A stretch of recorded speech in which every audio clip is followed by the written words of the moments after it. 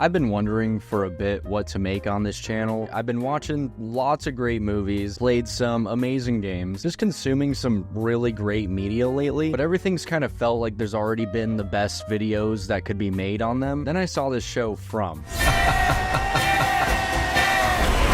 And I knew that I was put on this earth to put people onto this show. I had heard about this show for a couple years, seen some clips, and thought, damn, that looks pretty cool, but what is it even on? Oh, MGM Plus. Oh, what the fuck is that? So that kept me from watching the show for a while, until I recently found myself kind of looking for a new great show to watch, and I inevitably stumbled across From again, and oh my god. The best way to describe this show is like if Lost had more direction. In fact, that's exactly what it is. It's made by some of the same people that made Lost, who promised the studio that they had an actual goal in mind this time, and a concrete ending that they're working towards, which if you've seen Lost, then you know that is a huge problem with the show. And hey, whether it's true that they have a concrete direction with this show has yet to be seen, but so far it does seem like it's tying up more loose ends than Lost ever did. The basic premise of From is centered around this town that once you get there, you're stuck. Everyone in the town has at one point come across this tree in the road that when they see it, they have to take a detour, only to end up in Fromville, where the Froms come out at night. Now, I honestly have no clue why the show is called From. I get they were going for like a vague four-letter word like Lost, but it's not the same,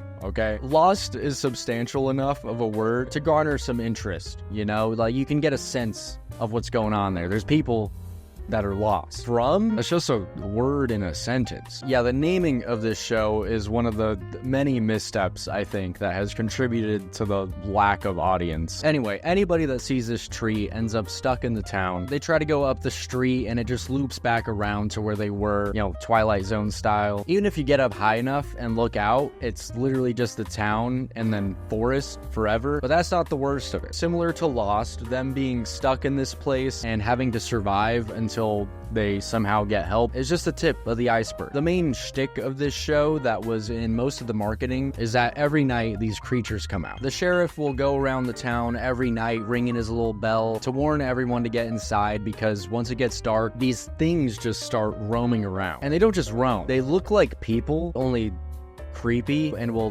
whisper and talk to you from outside the window, trying to reason with you to let them in, which obviously makes children pretty susceptible to them. You would honestly think that in a place like this, the people would do a little more child-proofing, but I guess you can't think of everything. And this happening every night leads to a pretty interesting dynamic every time they see someone new drive into the town, because they basically have a set timer of how long they have to explain to them that, one, they can't leave the town, and two, they have to get inside before dark or they're gonna be brutally killed, which understandably leads to a lot of people not believing them, thinking they're crazy, and then dying. And you can't really blame them, because I feel like I would react the same, because they've kind of gone a little crazy being there for so long that from the outside it just seems like they're like a crazy cult town. And without going into spoilers, that is the general setup of the show. Everyone has been in this town for varying amounts of time. This dude Victor, who initially seems like a kind of creepy old dude, you learn acts that way because he's been there since he was a kid, turning into a full-grown adult that's just stunted emotionally from growing up in this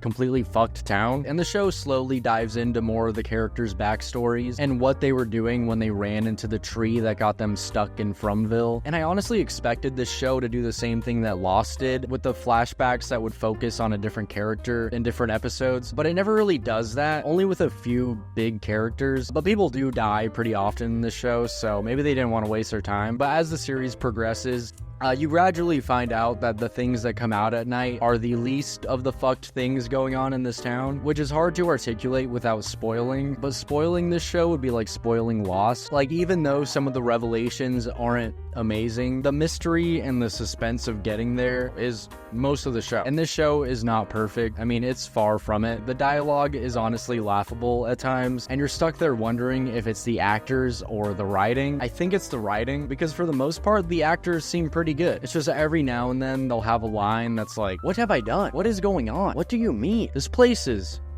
weird. But Harold Perrineau really carries this show, almost too much, where like anybody else in this show could honestly be killed off and it would be fine. But Harold, Mr. From himself, you just know he's fine. He's like the Rick Grimes of this show. And honestly, nothing would progress without him. Which goes into my other critique of this show, which is that nobody talks to each other. The same kind of thing happened in Lost. Locke discovers this mysterious hatch, and for whatever reason, just to make things harder, is like, no one can know. This stays between you and me. Yeah, that's multiplied by like 10 in this show. Every character is onto cracking some completely separate code, and I just can't help but feel like if any of them communicated, they could get this all cranked out and solved in like 10 minutes. But yeah, I love this show. I want to get into spoilers so bad, but they recently revealed that they're making another season for this show, and presumably going Stranger Things mode and ending on the 5th. So the only thing I wanted to accomplish with this video is to get more people into this show so that when the 4th season does come out, there's an actual community to discuss it with, because as of now, it's